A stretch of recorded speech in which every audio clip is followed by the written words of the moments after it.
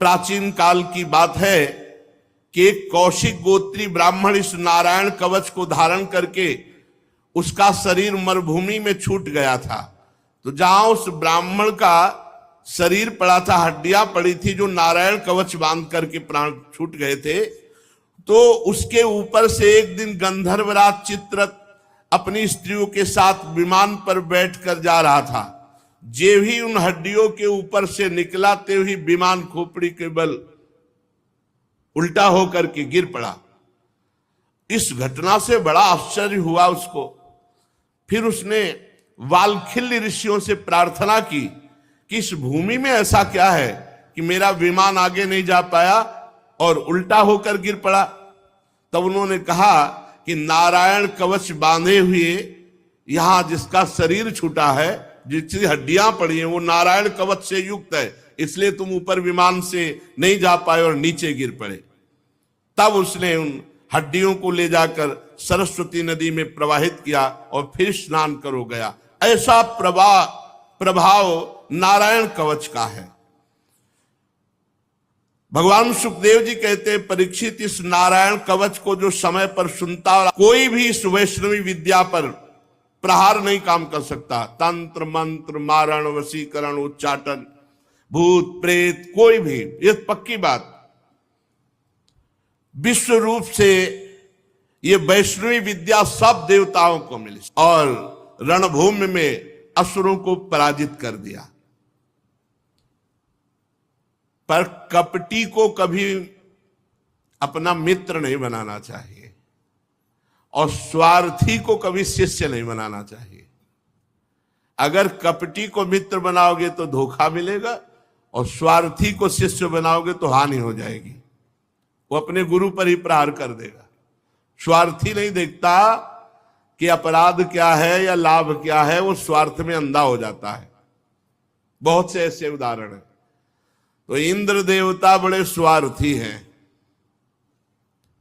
जब जरूरत पड़ी थी तो गुरुदेव प्रणाम और नमस्कार, जब नारायण कवच पहनाकर विश्व विजयी बनाकर त्रिभुवन पति पर पद पर बैठाल दिया, तब देखो क्या व्यवहार करते हैं। स्वार्थी का व्यवहार कैसा होता है।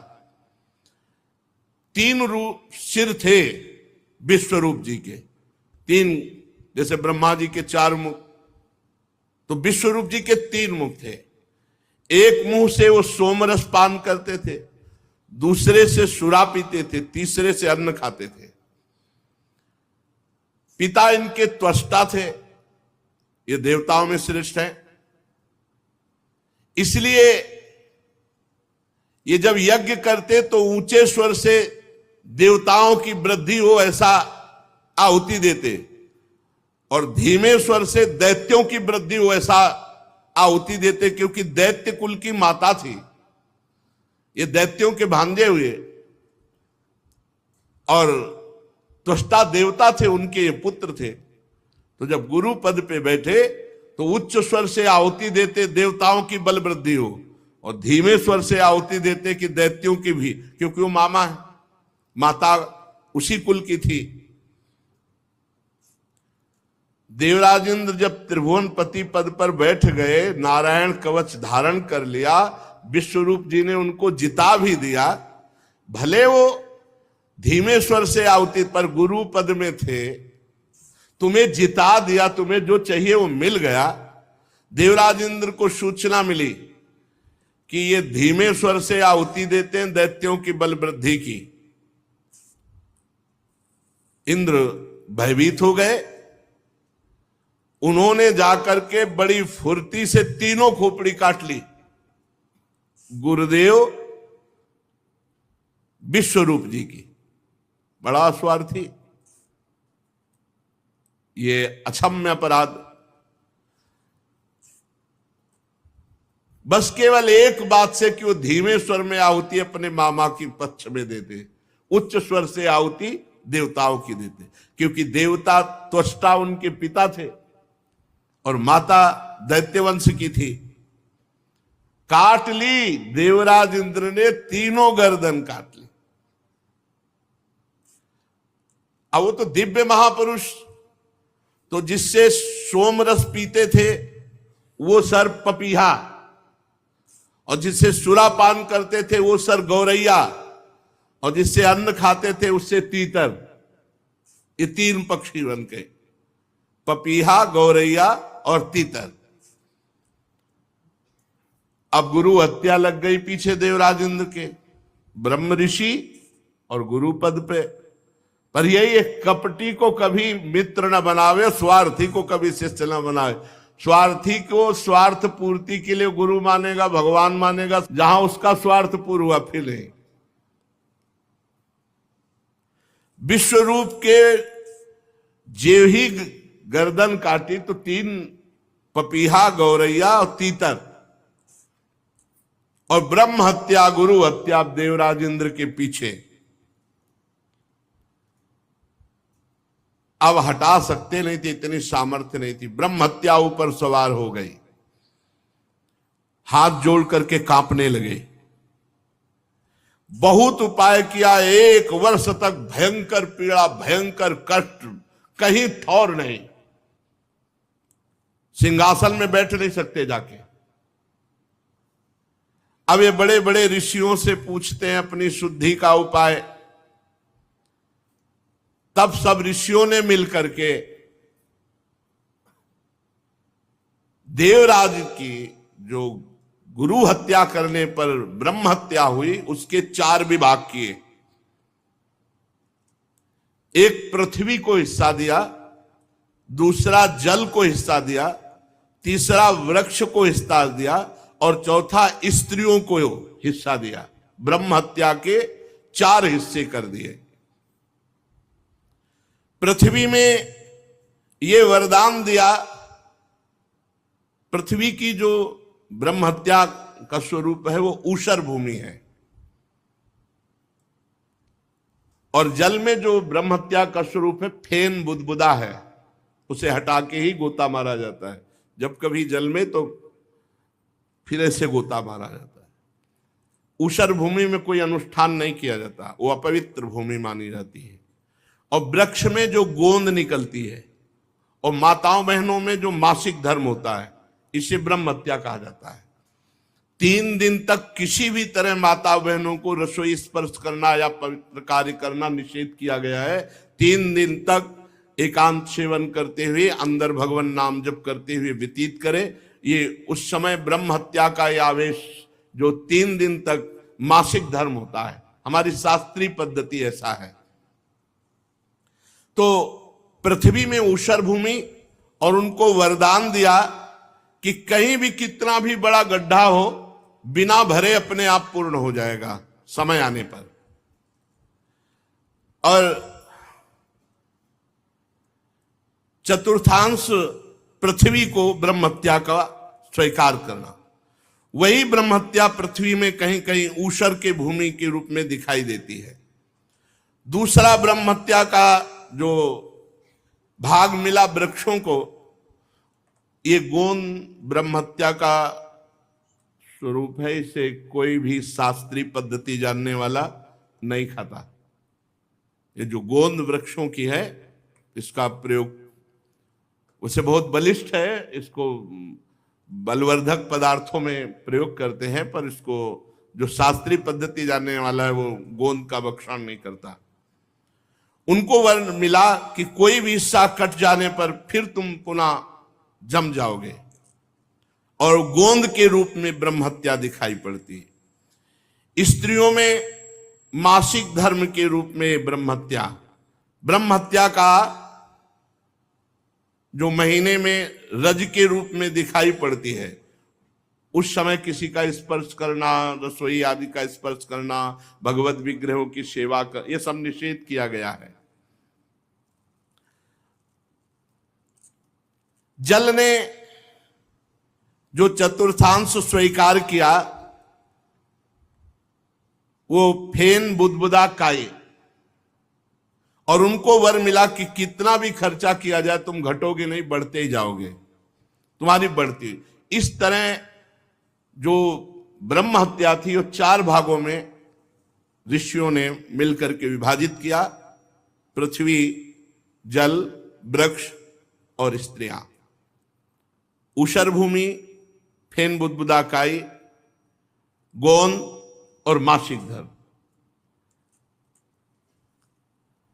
अब विश्वरूप की मृत्यु के बाद उनके पिता त्वष्टा बहुत दुखी हुए कि बड़े छलिया देवता है, जरूरत पड़ी तो आए, गुरु के पद में वरण किया और जब काम हो गया तो गर्दन उड़ा दी। बहुत विचित्र है। तो उन्होंने एक यज्ञानुष्ठान किया कि हम अपने पुत्र का बदला लेंगे। हतपुत्रस्ततस्त्वष्टा जुहावेन्द्राय सत्रवे इंद्र सत्रो विवर्धस्व मां चिरम जहि विद्विषम।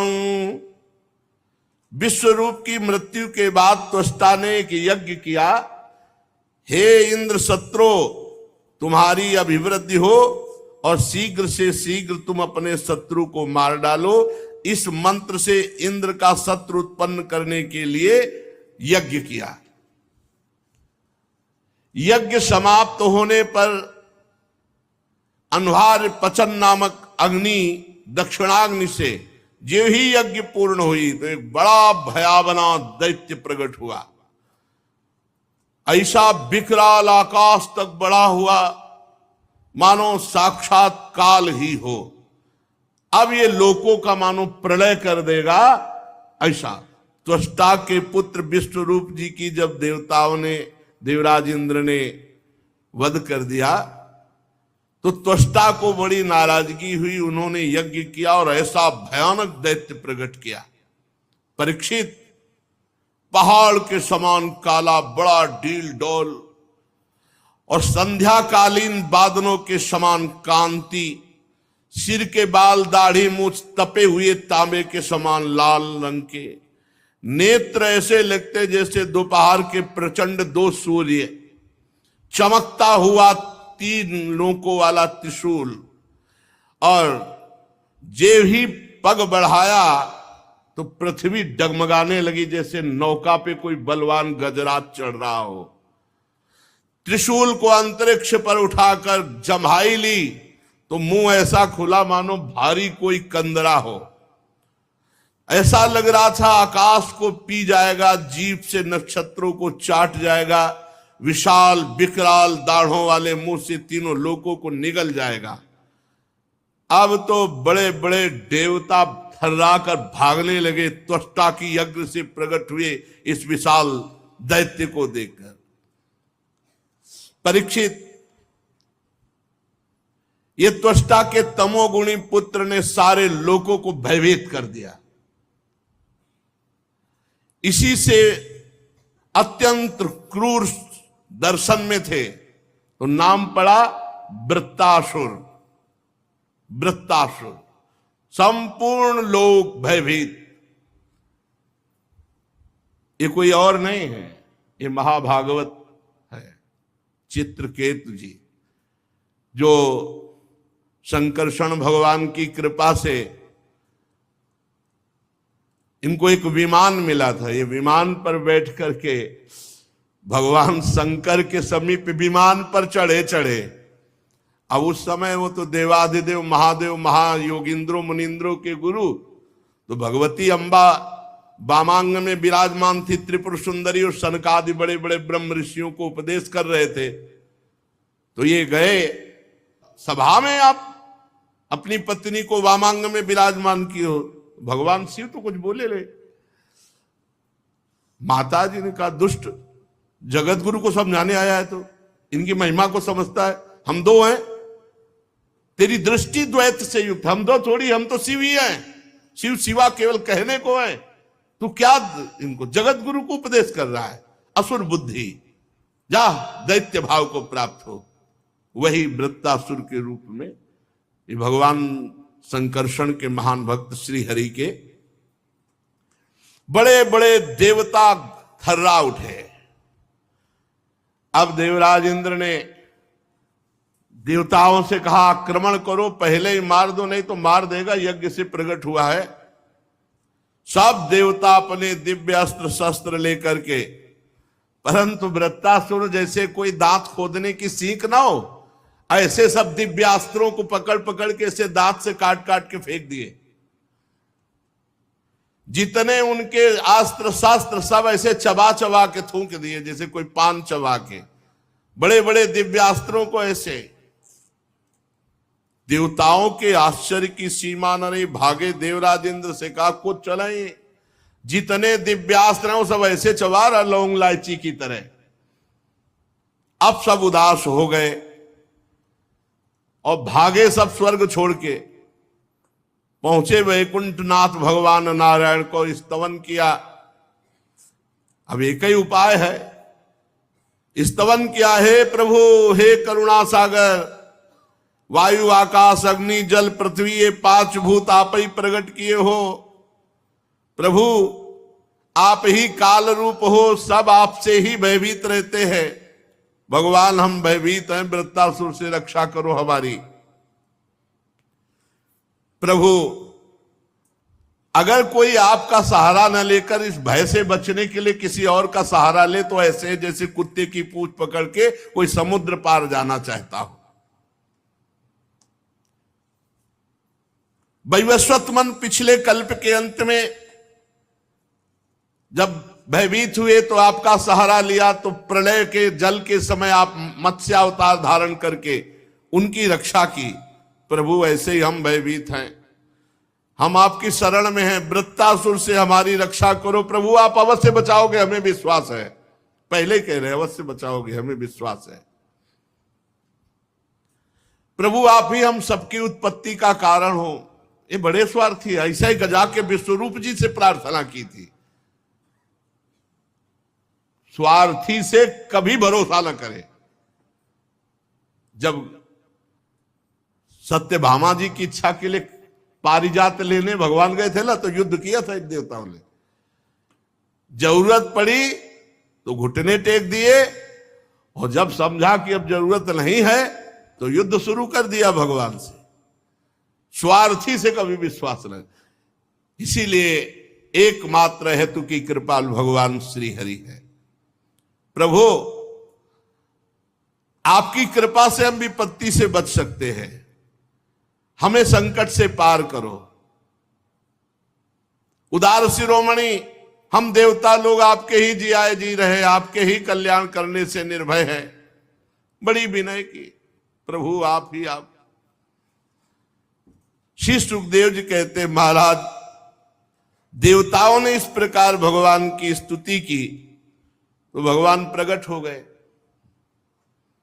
और भगवान के शरतकालीन कमल के समान खिले हुए नेत्र 16 पार्षद भगवान की सेवा में। बड़े ही सुंदर भगवान का सौंदर्य। वक्षास्थल श्रीवत्स का चिन्ह, गले में कौस्तुभ बड़ी। सब देवता साष्टांग धरती पर लौट गए।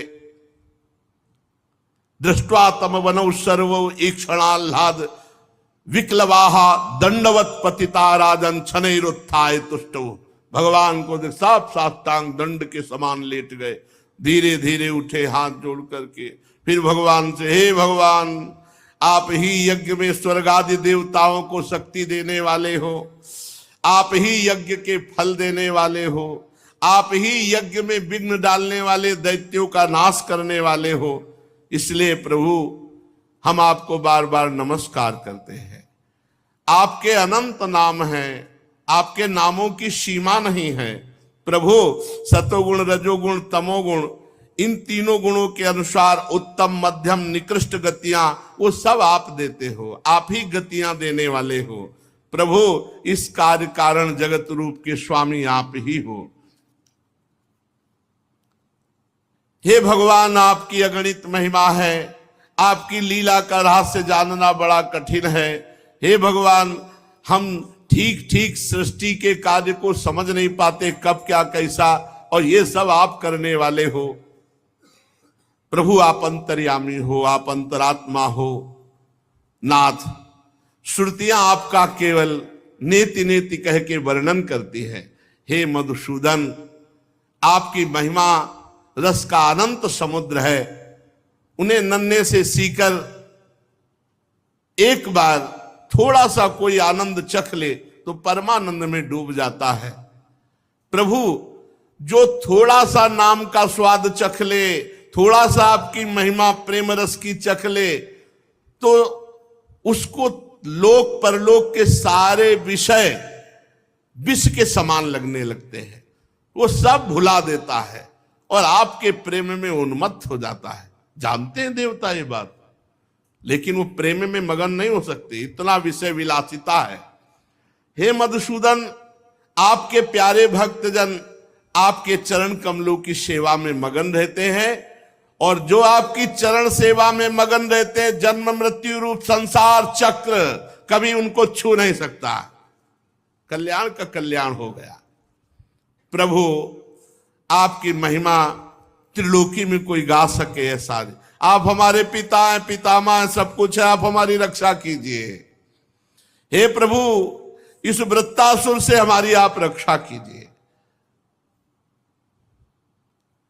आप अचिंतेश्वर संपन्न जगत के परम गुरु हैं, सर्वशक्तिमान श्री कृष्ण।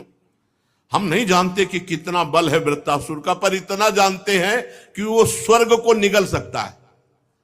हमारे अस्त्र शस्त्र से सब चबा गया, अगर आप उपाय नहीं बताओगे तो स्वर्ग को निकल जाएगा, वो तीनों लोकों को ग्रस जाएगा।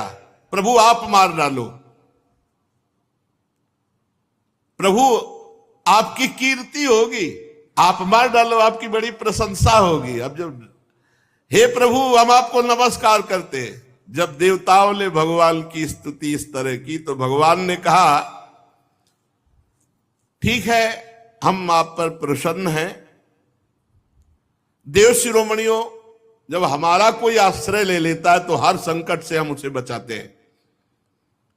अब कोई ऐसा संकट नहीं है जो दुर्लभ हो और हटाया न जा सके। जो पुरुष मेरी शरण में आ जाता है, मैं उसकी इच्छा की पूर्ति कर देता हूं। मुक्ति चाहता है तो मुक्ति, भोग चाहता है तो भोग, जो चाहता है, संकट निवृत्ति चाहता है तो संकट निवृत्ति। पर जो मेरी आराधना करते हैं, वो जब मेरे से विषय मांगते हैं, ध्यान से सुन लेना, जो मेरी आराधना करते हैं, मेरे भक्त हैं, और जब वो मेरे से विषय मांगते हैं, तो जैसे रोगी से कोई कुपथ्य मांगे तो नहीं देता, ऐसे मैं उसे नहीं देता। हमारे भगवान कितने कृपालु हैं।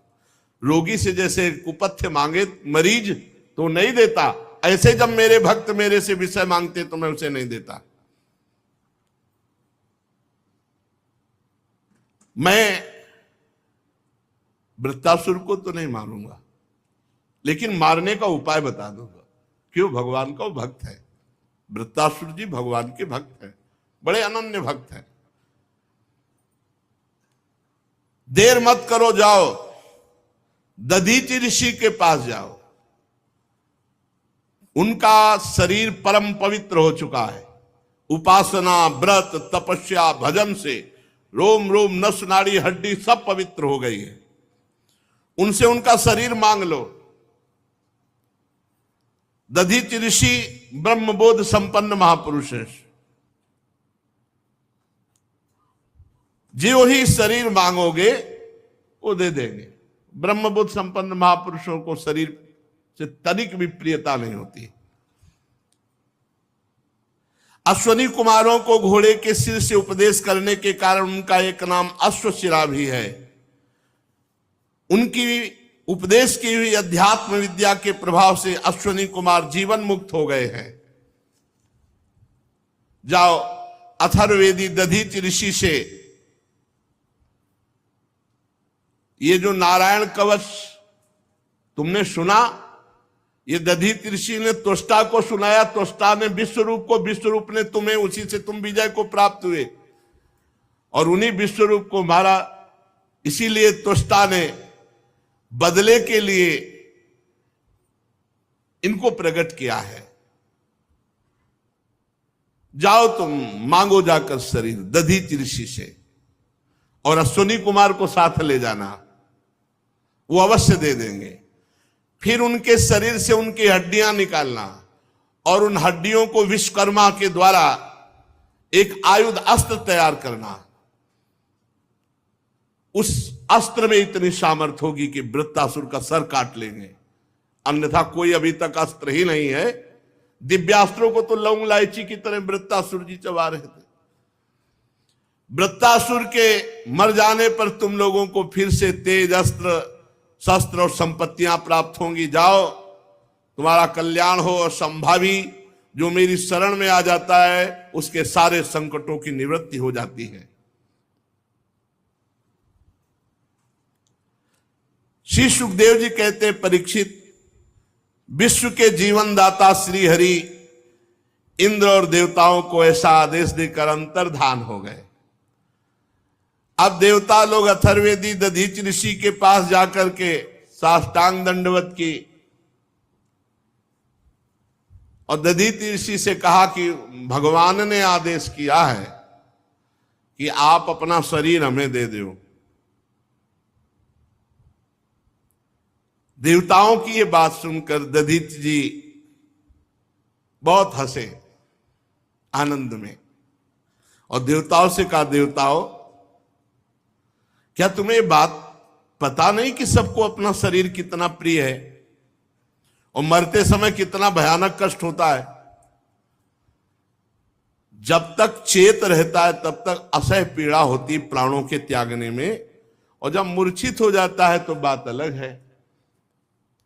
जीव को जगत में जीवित रहने की बड़ी इच्छा होती है। ये शरीर बड़ा अनमोल प्रिय वस्तु है और तुम मांग रहे हो कि शरीर दे दो। कौन होगा जो शरीर देने का साहस करेगा? ऐसी स्थिति में स्वयं भगवान आके मांगे तो भी देने के लिए तैयार कोई नहीं होगा। बड़ा शरीर प्रिय है कहने की बात अलग है, धर्म के लिए अब कह तो रहे हैं, प्राणों का मोह त्याग करके काम विजयी बनो, क्रोध विजयी बनो, लोभ विजय हो। कैसे कहा जाए? शास्त्र कह रहे हैं, गुरु कह रहे हैं, भगवान कह रहे हैं, मान लो ना। ये बात परीक्षा के लिए कही थी। अब देवता क्या बोलेंगे? नहीं, दधीच ऋषि ब्रह्म ऋषि है, इनको बिल्कुल शरीर से कोई लगाव नहीं। देवताओं ने कहा, ब्रह्मन आप ऐसा कैसे कह सकते हैं? आप तो बड़े उदार हैं। आप घबरा गए कि एक ही उपाय है इनकी हड्डियों से बने, और वो कह रहे हैं हमें शरीर बड़ा प्रिय है, शरीर कैसे छोड़ा जाए? छोड़ने में तो बहुत कष्ट है। आप जैसे दयावान महापुरुष ऐसा कैसे कह सकते हैं? अरे भगवान ने आपकी प्रशंसा की है और आपका लोक में बड़ा यश होगा, बड़ी प्रशंसा होगी। और देखो, जो बड़े महापुरुष होते हैं वो दूसरों के हित के लिए सब कुछ न्यौछावर कर देते। बड़े बड़े बुद्धिमान देवता है अपना काम बनाने में। भगवान इसमें संदेह नहीं कि हम लोग स्वार्थी हैं, कह रहे हैं, ये तो पक्की बात कह रहे हैं।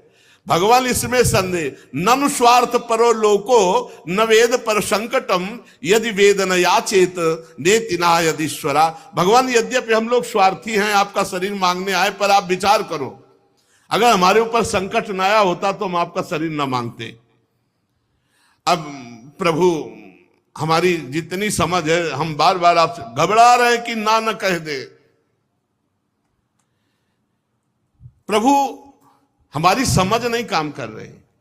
देने वाले को कितना विपत्ति और कष्ट सहना पड़ता है हमारी समझ में। हमें तो बस एक ही दिखाई दे रहा, आप हाँ बोलो, हम आपकी हड्डी निकालें और अस्त्र बनावें। पर प्रभु, मांगने वाले की भी विपत्ति पर ध्यान देना चाहिए। आप हमारी विपत्ति समझकर हमारी याचना पूर्ण कीजिए। दधीच ऋषि ने कहा, हम तो ये विनोद में केवल बात कर रहे थे, तुम लोगों के मुंह से सुनना चाहते थे कि तुम स्वार्थी हो, सुनना चाहते थे, इसीलिए हमने ये विनोद में बात कही। लो, जिस शरीर को सबसे प्रिय समझा जाता मैं अभी छोड़ देता हूं। ये महापुरुषों का देव शिरोमणियों, इस शरीर से दूसरों के लिए जो काम आ जाए शरीर, वही सबसे बड़ी बात होती है। नहीं तो क्या पेड़ पौधे और शरीर में क्या फर्क, अगर ये शरीर दूसरों के काम में ना आए। जिंदगी का परम रहस्य है ये कि जन्म से लेकर मरण तक कोई एक ऐसा तो कार्य कर लो जो दूसरे की रक्षा की हो, दूसरे के काम में आया हो। बड़े बड़े महात्माओं ने इससे बड़ा कोई धर्म नहीं बताया। परहित सरिस धर्म नहीं भाई। मनुष्य शरीर का सबसे बड़ा धर्म है किसी दुखी के दुख को दूर कर दो, किसी असहाय की सहायता कर दो, किसी बूढ़े के 2-4 साल कपड़े धो दो, उसका मल धो दो, उसकी सेवा कर दो।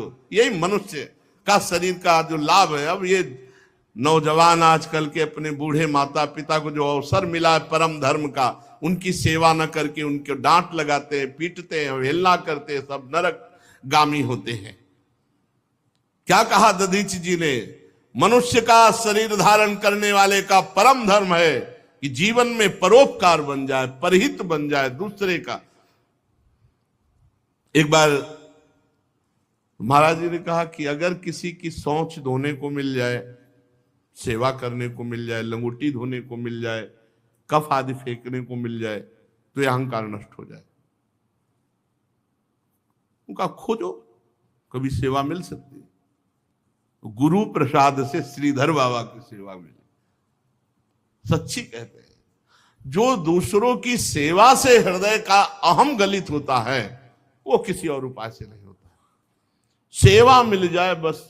कोई कराह रहा है, उसके बढ़िया सब कपड़े अपवित्र कपड़ों को धो करके सुखाकर उनको पहनाना, उनको भोजन पवाना, भगवान की तरह उसकी एक किसी शरीर की सेवा मिल जाए 2-4 साल, पूरे जिंदगी के मल का सफाया हो जाएगा। बहुत बड़ा कार्य है पर सेवा करना। जगत का ये शरीर, ये धन, ये जन, ये बल, ये वैभव, ये सब क्षण भंगुर है। यदि ये किसी के काम में आ गया, यही सार्थक है, किसी के काम आ जाए। कितने दुख की बात है, मरण धर्मा शरीर से दूसरों का उपकार न करके दूसरों का शोषण करते हुए जो मरते हैं, बड़ी हानि कर ली, बड़ी हानि कर ली। दधीच ऋषि ने समस्त देवताओं के सामने आंख मूंदी और ओम प्रणव का उच्चारण किया और शरीर छोड़ दिया। यह है समर्थ महापुरुषों की महिमा। परब्रह्म परमात्म तत्व में स्थूल शरीर को छोड़ करके विलीन हो गए। वो इंद्रिय विजेता थे, प्राण विजेता, मन विजेता, बुद्धि विजेता, तत्वमयी दृष्टि। और उनको पता भी नहीं चला कि हमारा शरीर कब छूट गया। ऐसे स्वरूप में स्थित महापुरुष। लिखा है जब वो शरीर छोड़ रहे थे तो उनको पता भी नहीं चल रहा था। जैसे केचुल छोड़ने में सांप को कोई कष्ट नहीं होता, अपने पुराने कपड़े छोड़ने में कोई कष्ट नहीं होता, ऐसी स्थिति। यथाक्षा सुमनो बुद्धिस तत्वदृक् ध्वस्त बंधन आस्थिता परमम योगम न देहम बुबुधे गतम। कब छूट गया शरीर पता ही नहीं चला, ऐसी ब्रह्म स्थिति। अब तो विश्वकर्मा के द्वारा महर्षि दधीच की हड्डियों से अस्त्र बनाया गया जिसका नाम हुआ वज्र। वज्र। अब दधीच ऋषि की अस्थियों से बना हुआ वज्र हाथ में लेकर समुद्र मंथन से निकले हुए ऐरावत हाथी पर विराजमान हुए। ऐरावत हाथी समुद्र मंथन से निकला। सब देवता लोग, सेना उनके साथ, त्रिलोकी को हर्षित करते हुए वृत्तासुर वध के लिए धावा बोल दिया देवराज इंद्र ने। ठीक वैसे ही जैसे भगवान रुद्र क्रोधित होकर स्वयं काल पर आक्रमण कर रहे हो। सेनापतियों के मन में बड़ा उत्साह था कि भगवान ने कहा है इस अस्त्र से वो मारा ही जाएगा। नर्मदा के तट पर दैत्यों ने आवाहन किया, ललकारा। देवता वहां, देवराज इंद्र हाथ में वज्र लिए, रुद्र, वसु, आदित्य दोनों अश्विनी कुमार, पितृगण, अग्नि, मरुदगण, ऋभुगण, साध्यगण, विश्व देवता, ये सब। और वृत्तासुर आगे अकेले पूरी पृथ्वी को डगमगाता हुआ और पीछे दैत्य सेनापति उसकी नमुची, संबर, अनर्वा, द्विमूर्धा, ऋषभ, अंबर, हयग्रीव, शंकुशिरा, विप्रचित्री, अयोमुख, पुलोमा, बृहस्परमा, प्रहेती, हेती, उत्कल, सुमाली, माली, हजारों दैत्य पीछे। और दैत्य तो वैसे ही घमंडी स्वभाव के होते हैं, सिंहनाद कर रहे थे और देव सेना पर प्रहार करने लगे। गदा, परिक, बाण, प्रास, मुदगर, तोमल, शूल, फरसा, तलवार, तोप, भुषुंडी, इन सब से देवताओं को ढक दिया। कोई भी देवता ऐसे नहीं दिखाई दे रहा था जैसे बादल से सूर्य भगवान ढक जाए। परीक्षित, लेकिन ऐसा प्रभाव वज्र का, एक वज्र के प्रहार से हर अस्त्र के हजारों टुकड़े हो गए, क्योंकि ब्रह्म ऋषि दधीच की हड्डियों से बना हुआ, हजार हजार टुकड़े एक एक अस्त्र के कर दिए। इतना दिव्यास्त्र वज्र। और प्रभाव ये कि दिव्यास्त्र वज्र के प्रभाव से किसी के पास कोई अस्त्र नहीं रह गया। दैत्यों के पास अस्त्र ही नहीं रह गए, सब नष्ट हो गए, अंतर्ध्यान हो गए। इतना दिव्य प्रभाव वज्र का, क्योंकि महान तपस्वी भजनानंदी भगवत प्राप्त महात्मा दधीच की हड्डियों का अस्त्र। तब वो देवसेना पर पर्वत उखाड़ उखाड़ के बरसाने लगे, बड़े बड़े पर्वत। तो जैसे अस्त्रों को काट दिया था वज्र ने, ऐसे पर्वतों को धूल बना के उड़ा दिया वज्र ने। जब वृत्तासुर ने देखा कि हमारे अनुयायी तो हर तरह से हार रहे हैं, तो एक भी देवता सकुशल ना बचे, इसलिए दुर्मद महाबली पृथ्वी को डगमगाता हुआ आगे बढ़ा। जैसे भगवत विमुख पुरुष का भगवत भक्त के ऊपर किया हुआ मारण, मोहन, वशीकरण, उच्चाटन सब व्यर्थ हो जाता है, ऐसे ही दैत्यों का घमंड तो नष्ट हो गया वज्र के प्रभाव से। और वृत्तासुर को ही अकेले छोड़ के सब भाग पड़े दैत्य, कोई टिका नहीं, सबके अस्त्र गायब हो गए, नष्ट हो गए। वृत्तासुर धीरे धीरे महान मद से युक्त आगे बढ़ा। देवता देखकर भयभीत होकर भाग गए। देवताओं की जो सेना थी, जब देखा कि वृत्तासुर आ रहे हैं तो अस्त्र नहीं चलाए, देखा ही के वापस हो गए, क्योंकि इतना भयानक स्वरूप, इतना बलवान। तुम लोग मृत्यु से क्यों भयभीत हो रहे हो, युद्ध भूमि से क्यों भाग रहे हो, ललकारा वृत्तासुर ने। कोई बात नहीं सुन रहा इस समय, मतलब पहाड़ का पहाड़, आकाश को घेरे हुए वृत्तासुर। वृत्तासुर देवताओं से क्रोध से तिलमिलाता हुआ, ओठ को चबाता हुआ, और जो देव सेना डटी हुई थी, पैरों से ऐसे जैसे कोई घास फूस रौंदे, ऐसे देवताओं को रौंदता हुआ आगे बढ़ा। और डांटा, ए क्षुद्र देवताओं, कायरो, रणभूमि में पीठ दिखा के भागने में तुम्हें शर्म नहीं आती?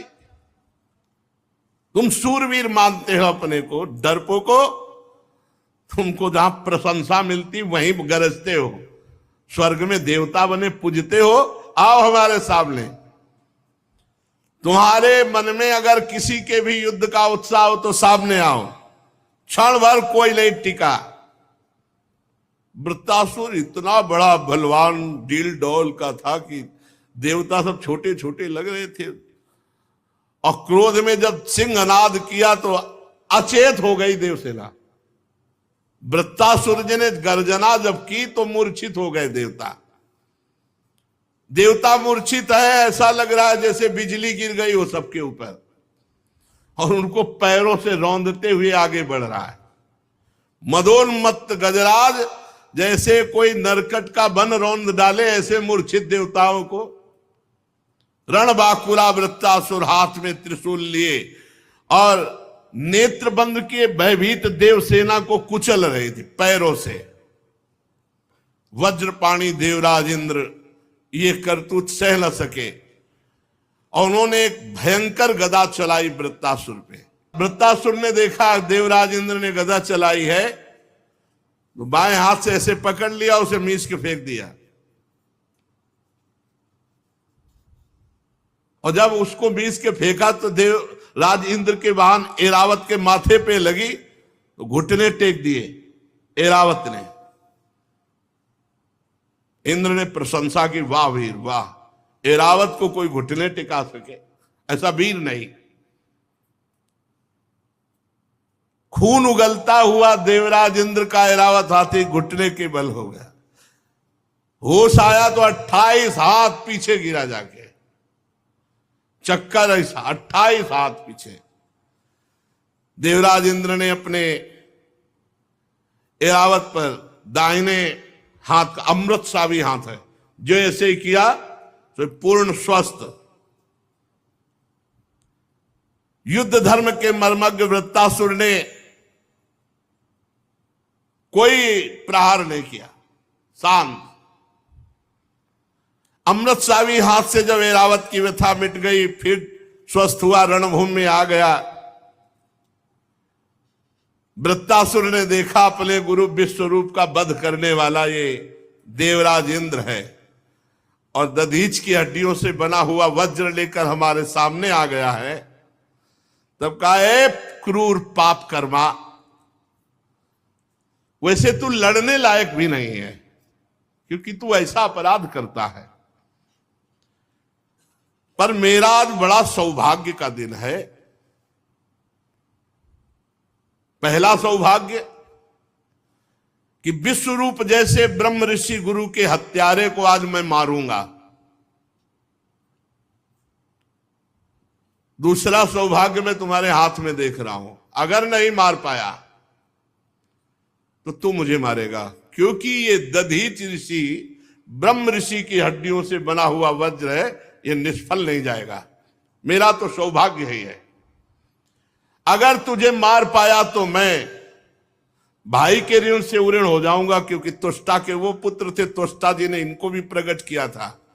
और अगर तेरे द्वारा मारा गया तो अहोभाग्य, क्योंकि ब्रह्म ऋषि की हड्डियों के द्वारा बने हुए इस वज्र से मैं मारा जाऊंगा। तू कितना पापी है, वृत्तासुर जी कह रहे। तू यज्ञ में दीक्षित होकर जिनको गुरु पद में, उन्हीं को विश्वास दिला करके तलवार से उनके तीनों सिर काट लिए। निंदनीय मनुष्य, जैसे अपने स्वार्थ की पूर्ति के लिए यज्ञ पशु की हत्या कर दे, ऐसे तू देवता होकर, देवराज होकर अपने गुरु की हत्या कर दी। तेरी लज्जा कहां चली गई? कहां चली गई थी तेरी कीर्ति और तेरी बुद्धि? नीच कर्म करने वाला तो मरा हुआ होता है, तू तो राक्षसों से भी गया बीता है। ले, अब मेरे त्रिशूल का वार सहे, और देख इस त्रिशूल से तेरी कैसे मृत्यु होती है। पापी, आग जैसे जलाती है ऐसे तुझे मेरा त्रिशूल जलाएगा, और नरक में जाएगा, क्योंकि गुरु अपराधी है। वहां नारकी जीव तुझे नोच नोच कर खाएंगे। देवता होकर तेरे जैसा नीच कर्म करने वाला मैंने नहीं देखा। मैं अपने तीखे त्रिशूल से तेरी गर्दन काटूंगा, और तेरे खून से अपने भाई को पितृ तर्पण करूंगा। शांत हुआ, घबरा गया। पहले शांत हुआ, फिर देवराज से कहा, घबरा गया? अरे तू घबरा मत, तेरे हाथ में वज्र है, और ये वज्र ब्रह्म ऋषि के अस्थियों से बना हुआ है। जब मैं त्रिशूल चलाऊं तो तू करना प्रहार, इसका प्रहार निष्फल नहीं जाएगा, मैं मारा जाऊंगा। घबरा मत। महाभागवत है, महाभागवत भगवान के परम प्रिय भक्त है। ये तो लीला है इनकी पार्वती जी के साप से। देख, जब वज्र से मारा जाऊंगा तो मैं महापुरुषों की चरण रज का आश्रय लेने वाले महापुरुषों को जो गति होती है वो मेरी गति होगी। तू घबरा मत। देवराज, मैं तेरे सामने खड़ा हूं,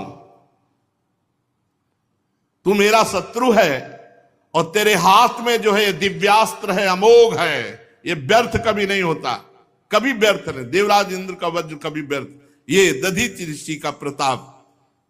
तू संदेह मत कर कि जैसे तेरी गदा निष्फल हो गई तेरा वज्र भी निष्फल हो जाएगा। नहीं, ये अमोघ है, इसमें हरि विराजमान है और दधीचि ऋषि का तेज विराजमान। क्योंकि हरि जी ने बताया था ना, मैं देख रहा हूं इसमें हरि विराजमान है और दधीचि ऋषि का तेज विराजमान है। मेरे हरि ने मेरे मारने का उपाय तुझे बताया है और आज्ञा भी दी है, इसलिए ये वज्र कभी निष्फल नहीं होगा, डर मत। और एक बात सुन, जिस पक्ष में मेरे हरि होते हैं विजय उधर ही होती है, तेरी ही विजय होगी, डर मत, तेरी ही विजय होगी। विजय लक्ष्मी सारे गुण वहीं निवास करते हैं जहां श्री हरि। देवराज थोड़ा समय दे, मैं अपने चित्त को अपने भगवान में लीन करूं और जब इशारा करूं तब वज्र से प्रहार कर देना। क्योंकि मैं जहां बड़े बड़े मुनिजन ध्यान करके पहुंचते हैं, मैं उन प्रभु का वरण करूंगा, उन प्रभु को प्राप्त करूंगा, उन प्रभु के समीप जाऊंगा। इसलिए जब वज्र का प्रहार करना, जब मैं इशारा कर दूं, क्योंकि मुझे थोड़ा समय दे, मैं इस समय अपने भगवान का ध्यान करूं। समय दे देते हैं, थोड़ी देर भगवान का ध्यान करते, शेष चर्चा आगे। श्री राधा